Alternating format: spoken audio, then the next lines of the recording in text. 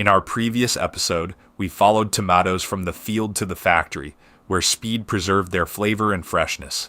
Now, our massive harvest series moves to another iconic crop of the summer season: sweet corn.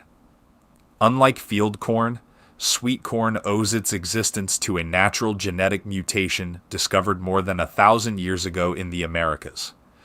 What began as a biological accident has become a global crop worth nearly $9 billion every year. In Wisconsin, one of America's leading sweet corn regions, harvesting begins at the milk stage, the brief moment when every kernel is soft, juicy, and filled with its highest concentration of natural sugars. Timing is everything. As the harvester moves through the field, its low-mounted gathering units gently guide the stalks into a specialized snapping system. Within seconds, the ears are cleanly separated from the plants, while keeping their protective husks intact.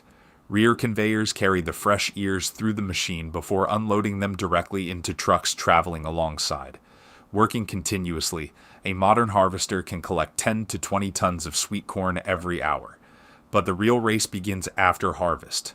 The moment sweet corn is picked, its natural sugars immediately start converting into starch, reducing the sweetness consumers expect.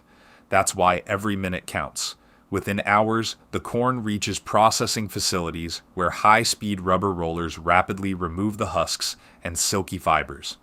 The cleaned ears are then prepared for freezing, canning, soups, ready-to-eat meals, and countless other food products enjoyed around the world.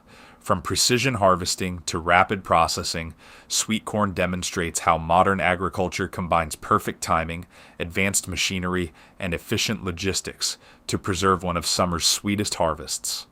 Join us in the next episode of the Massive Harvest series as we uncover another extraordinary crop and the remarkable technology that brings it from the field to your table.